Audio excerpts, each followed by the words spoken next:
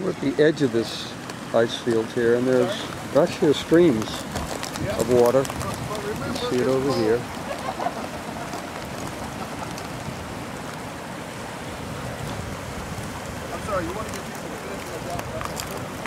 See if I can move a little closer without falling.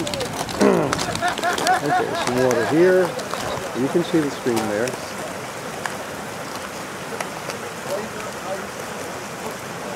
According to Robert, this ice field is actually stable.